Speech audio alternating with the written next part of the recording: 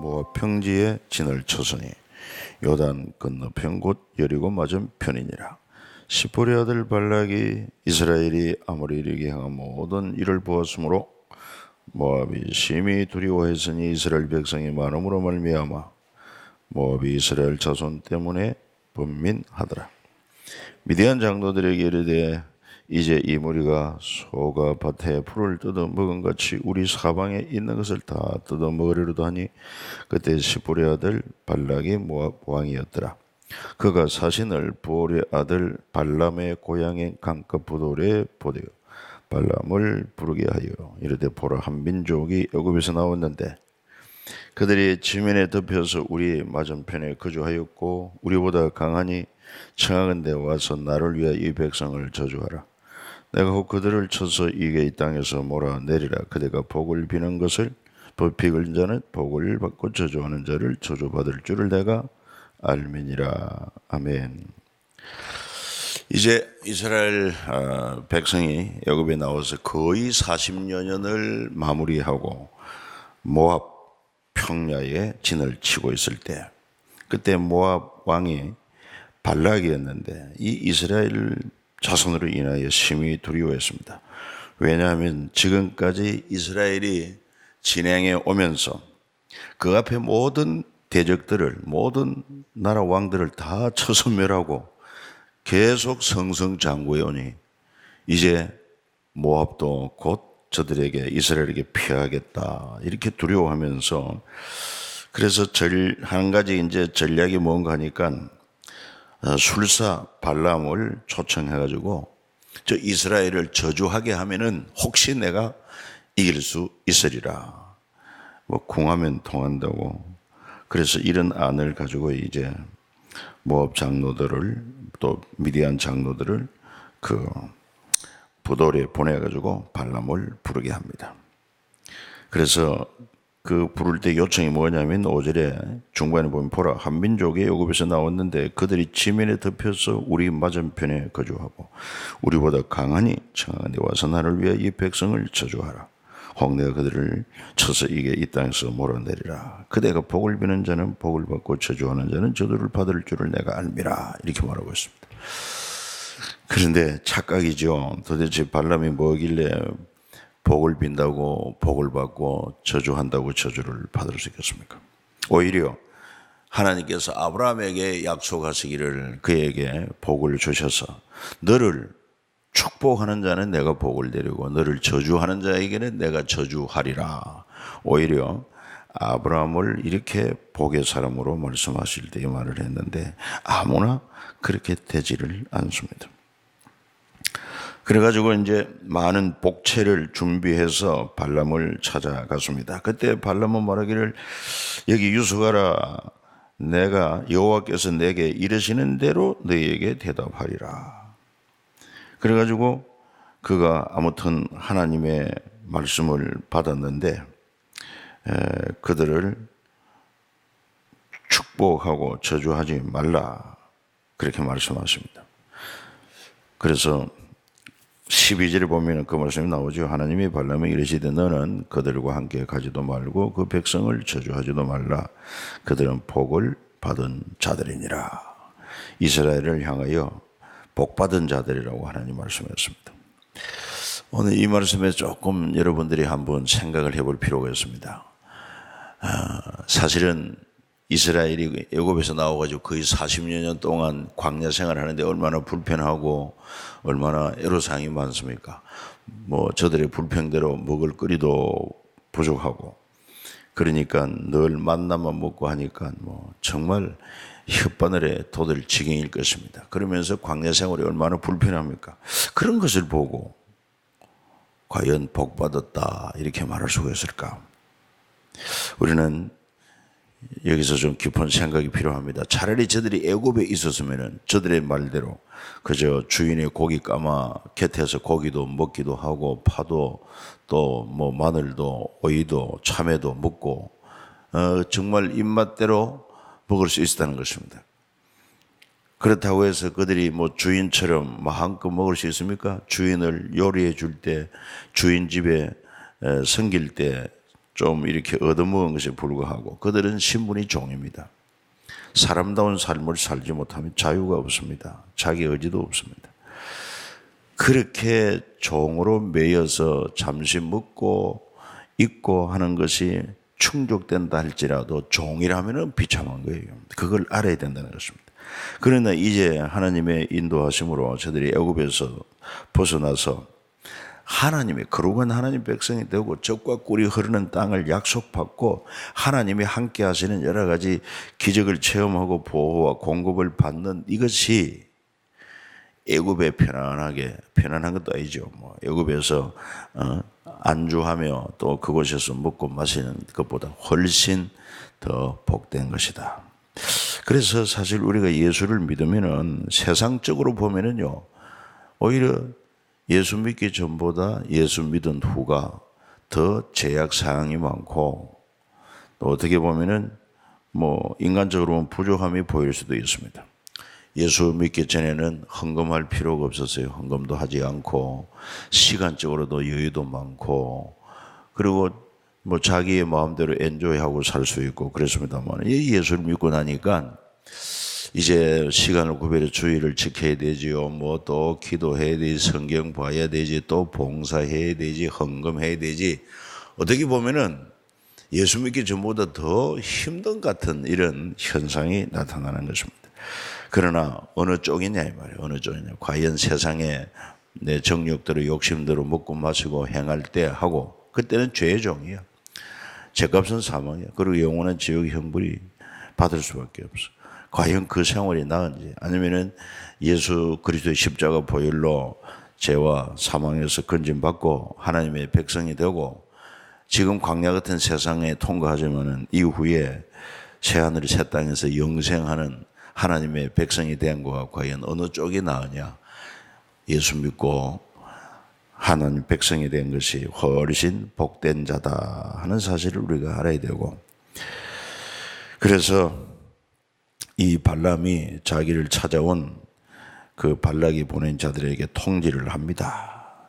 너희는 너희 땅으로 돌아가라. 여호와께서 내가 너희와 함께 가기를 허락지 아니하시느니라. 그래가지고 이제 이 발락이 보낸 귀족들이 와서 다시 이제 모압 왕에게 전달합니다. 이르쿵저르쿵 얘기를 했을 때 발락이 거치지 않고 진짜 이 위기에서 벗어나는 길은 발람이 와서 이스라엘을 저주하고 저주가 먹혀야 사는 길인 줄 알고 다시 2차로 사람을 보냅니다. 더 높고 지위가 높은 고관들을 더 많이 보내가지고 그래서 초청을 합니다. 아무것도 그리끼지 말고 내가 그들을 높여 크게 존귀하게 하고 그대가 내게 말하는 것은 무엇이든지 시행할 테니 청컨대 와서 나를 위해 이 백성을 저주하라. 그래서 발람이 말합니다. 18절에 보면은 이르되 발락이 그 집에 가득한 은금을 내게 줄지라도 내가 능히 여호와 내 하나님의 말씀을 어겨 덜하거나 더하지 못하겠노라. 굉장히 신앙적인 고백을 합니다. 이걸 볼 때 발람이 대단한 믿음이 있는 것 같지 않습니까? 내 집에 가득한 은금을 채워준다 할지라도 능히 여호와의 내 하나님 말씀을 어겨 덜하거나 더하지 못하겠노라. 이건 정말 오늘날 설교자들이 꼭 기억하고 명심해야 될 말이 아닐 수가 없습니다. 그냥 자기 마음대로 대중의 인기에 영합해가지고 재미있는 얘기로 그러면 안 돼요. 하나님 말씀 그대로 바르게 그 말씀을 바르게 좀 전달이 되도록 그렇게 위해서 하나님이 설교자를 세웠지 설교 말씀은 성경 말씀은 그냥 한 두 절 읽어놓고 온통 자기 얘기하고 재미난 얘기하고 이렇게 해서는 결코 그거는 하나님의 종이 할 일이 아니다 하는 것을 기억해야 됩니다. 그래서 그 밤에도 너희들이 그러면 유숙을 하라. 내가 하나님 앞에 알아보리라 해서 20절에 밤에 하나님이 발람에게 임하 이르시되 그 사람들이 너를 부르러 왔거든. 일어나 함께 가라. 그러나 내가 네게 이르는 말만 준행할지니라. 그래서 발람이 그 물질에 대한 유혹도 없잖아. 있고 또 하나님이 가라고 하니까 그래서 나귀를 타고 이제 그들과 함께 모압으로 가는데 나귀를 타고 가는데 평소에 하지 않던 나귀가 곧장 길로 가지 않고 이 좌우로 몸을 비틀고 하다가 드디어 그 골목길에서는 더 이상 가지를 않고 그냥 무릎을 꿇고 주저앉아 버립니다. 그러니까 이 발람이 속이 상해가지고 막 채찍질을 하다가 너무 지팡이를 때리고 이랬더니만 28절에 보니까 여호와께서 나귀 입을 여시니 발람에게 이르되 내가 당신에게 무엇을 하였기에 나를 이같이 3번이나 때리느냐. 30절에 나귀가 발람에게 이르되 나는 당신이 오늘까지 당신의 일생 동안 탄 나귀가 아니냐. 내가 언제 당신에게 이같이 하는 버릇이 있었더냐. 그래가지고 그때 31절에 여호와께서 발람의 눈을 밝히는데 그 바로 앞에 여호와의 사자가 칼을 들고 있는 것을 보게 되는 것입니다. 그런데 세상에 이 나귀는 보았던 여호와의 사자를 정작 하나님의 사람이라고 하는 발람은 보지를 못하고 나귀만 닥달했던 것을 알 수 있습니다.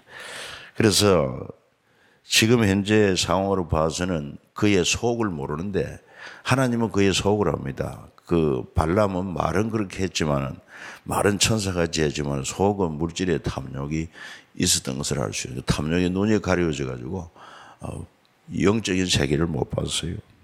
그러니까 우리 이것도 잘 분별해야 됩니다. 저 사람이 말을 하는 거 보면 천사같이 말을 하는데 정말 천사같이 말을 해요. 그러나 그 말에만 우리가 속아서는 안 된다. 그 사람의 행위를 잘 살펴볼 필요가 있다 이 말. 그래가지고 하나님이 뭐라고 말씀하십니까? 32절에 여호와의 사자가 그에게 이르되 너는 어찌하여 네 나귀를 이같이 3번 때리니 보라 내 앞에서 내 길이 사악함으로 내가 너를 막으려고 나왔더니 나귀가 나를 보고 이같이 3번을 돌이켜 내 앞에서 피하였느니라. 나귀가 만일 돌이켜 나를 피하지 아니하였다면 내가 벌써 너를 죽이고 나귀는 살렸으리라. 이제 여기서 알 수 있는 것은 여호와의 사자가 말한 것처럼 네 길이 사악함으로 내가 너를 막으려고 나왔다 할 때 하나님께서 그 발람의 속셈을 마음의 욕심을 꿰뚫어 보고 있는 것을 알 수가 있습니다. 그래서 34절에 5절에 여호와의 사자가 발람에게 이르되 그 사람들과 함께 가라. 내가 네게 이르는 말만 말할지니라. 또 가게 합니다. 그래서 이 발람이 이제 모압에 온다는 소식을 듣고 모압 왕이 이제 영접을 하죠. 그러면서 발람이 또 모압 왕에게 말합니다. 내가 오기는 하였지만 무엇을 말할 능력이 있으리까? 하나님이 내 입에 주시는 말씀 그것을 말할 뿐이니이다. 야, 참 저도 어쩌면 이 발람이 이렇게도 말은 잘하나 하는 생각을 해봅니다. 그래서 이 발람이 그 모압 왕에게 말하기를 23장이 그겁니다. 여기 제단을 쌓았어요. 그리고 수송아지 7마리, 순양 7마리를 준비하게 하시오. 이 사실은 발람이 하나님의 선지자가 아닙니다. 일종의 거짓 선지자와 같아요. 사이비 선지자와 같다 이 말이에요. 흉내를 내는 것입니다. 그래가지고 이제 하나님께서 내게 지시하는 것을 내가 모압 왕 당신에게 다 전하리이다. 그때 4절에 보면은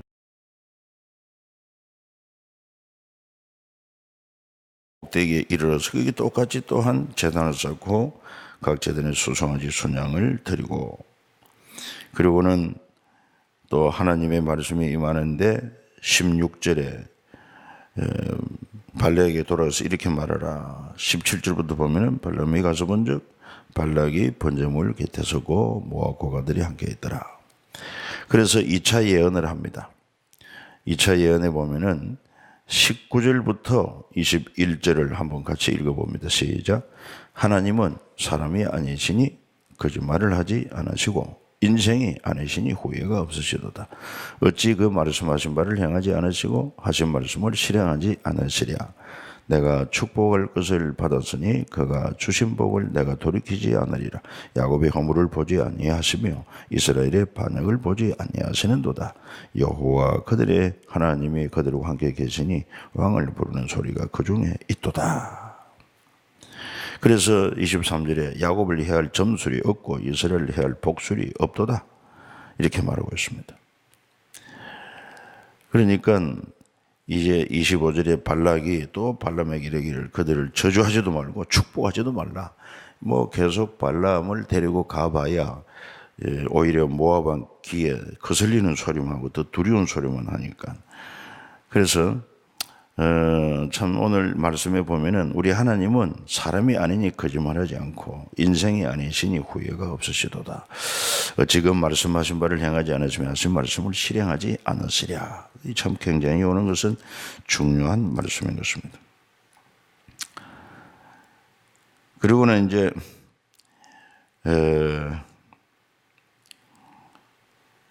27절에 가서 보면은 이제 세 번째 발람의 예언이 또 나오는 것을 볼 수 있습니다.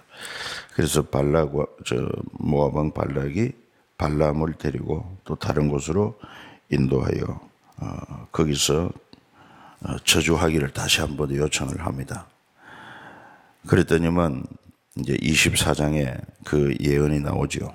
예언이 나오는데 24장 4절에 보면 하나님의 말씀을 듣는 자, 전능자의 환상을 보는 자, 엎드려 눈을 뜬 자가 말하기를 야곱이여 네 장막들이 이스라엘이여 네 거처들이 어찌 그리 아름다운고 그 부러짐이 골짜기 같고 강가의 동산 같으며 여호와께서 심으신 치매향목들 같고 물가의 백향목들 같도다. 그 물통에는 물이 넘치고 그 씨는 많은 물가에 있으리로다. 그의 왕이 아각보다 높으니 그의 나라가 흥왕하리로다. 8절부터 9절도 한번 읽어봅니다. 하나님이 그를 애굽에서 인도해 내셨으니 그 힘이 들소와 같도다. 그의 적국을 삼키고 그들의 뼈를 꺾으며 화살로 쏘아 깨뜨리로다. 굴을 안고 누움이 수사자 같고 암사자와 같으니 일으킬 자가 누구이랴. 너를 축복하는 자마다 복을 받을 것이요 너를 저주하는 자마다 저주를 받을지로다. 이런 발람을 통해서도 그 모압 왕이 깨달아 알 수 있도록 하나님께서 이스라엘과 함께 하는 것을 이렇게 깨닫게 하는 것을 알 수가 있습니다. 그러니까 뭐 이제 발락이 더 이상 발람에게 기대할 게 없습니다. 오히려 막 손뼉을 치며 노하기를 오히려 그들만 축복하니 그들은 이제 그대의 곳으로 달아나라. 그래서 제가 뭐 죽이겠다 뭐 이 말이죠. 그래서 이 발람도 말합니다. 13절에 가령 발락이 그 집에 가득한 은금을 내게 줄 때는 여호와의 말씀을 어기고 선악간에 내 마음대로 행하지 못하고 여호와께서 말씀하신 대로 말하리라 하지 아니하였나이까. 이제 나는 내 백성에게로 돌아가거니와 들으소서. 내가 이 백성이 후일에 당신의 백성이 어떻게 행할지를 당신에게 말하리이다. 그러면서 한 가지 중요한 또 예언이 나옵니다. 그게 바로 뭡니까? 17절. 내가 그를 보아도 이때의 일이 아니며 내가 그를 바라보아도 가까운 일이 아니로다.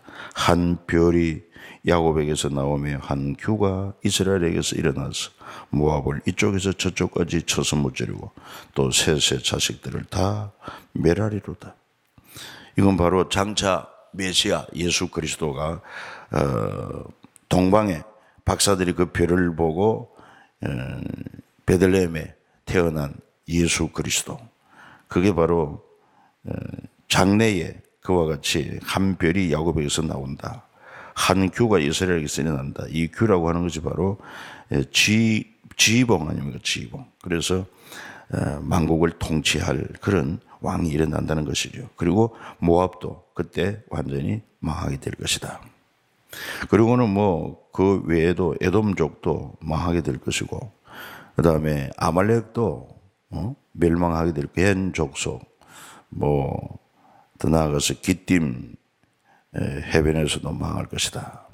이것이 이제 쭉 나와 있습니다. 그런데 이렇게 해서 25절에 보면 발람이 일어나 자기 곳으로 돌아가고 발락도 자기 길로 갔다 했습니다. 그리고 이제 25장에 나오는 것이 뭐냐 하면은 바로 이스라엘 백성이 모압 여인들과 음행함으로 말미암아 연병이 일어나고 그로 말미암아 2만 4천 명이 죽는 엄청난 사건이 일어나게 됩니다.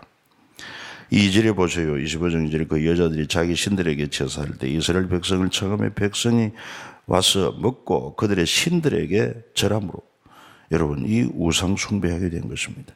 그러니까 이게 모압 여인들은 모압 여자리로 했지만 실제로는 그 모압 신들을 섬기는 신전의 여자 창기들인 것을 알 수 있습니다. 그러니까 그들이 자기들의 신에 제사하고 그리고는 음식을 나누어 먹고 그리고는 이 공적인 바로 성행위를 하도록 인정이 되어 있습니다. 그만 이스라엘 백성들이 여기에 빠져가지고 우상 숭배하고 여인들과 창기들과 음행을 하게 되므로 하나님이 진노했어요. 그래서 4절에 보면 하나님께서 모세에게 이르시되 백성의 수령들을 잡아 태양을 향하여 여호와 앞에 목매어 달아라. 그러면 여호와의 진노가 이스라엘에게 떠나리라 이렇게 말씀했어요. 그런데 그때 마침 6절에 보면은 이스라엘 자손의 한 회중이 해막문에서 울 때에 수령들이 목배임을 당하고 죽임을 당하니까 울지요. 그래 자손한 사람이 이스라엘 자손한 사람이 모세와 온 회중 눈앞에서 보란 듯이 이방 여자 미디안의 여인을 데리고 그 자기 장막에 들어갑니다. 동침하러 들어간다. 이걸 보고 아론의 손자 엘라살의 아들 비느하스가 회중 가운데 일어나 칼을 차고 들어가서 그 두 남녀가 행위를 하는 것을 막 그냥 위에서 찍어가지고 그들의 두 사람의 배가 칼에 찔려 죽임을 당합니다.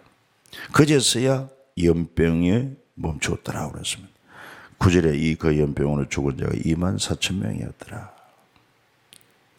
하나님이 말씀하십니다. 11절에 제사장 아론의 손자 엘라살의 아들 비느하스가 내 질투심으로 질투하여 이스라엘 자손 중에 내 노를 돌이켜서 내 질투심으로 그들을 소멸하지 않게 하였도다. 그러므로 말하라. 내가 그에게 내 평화의 언약을 주리니 그와 그의 후손에게 영원한 제사장 직분의 언약이라.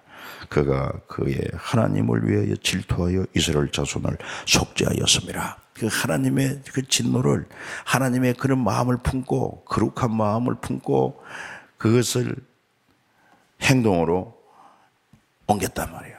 그 하나님 앞에 노골적으로 악을 향하는 그 남녀를 그냥 칼로 찔러 죽이게 함으로 하나님의 질투가 거기서 멈추게 된 것을 알 수 있습니다. 그래서 연병이 거치게 되었다는 것입니다.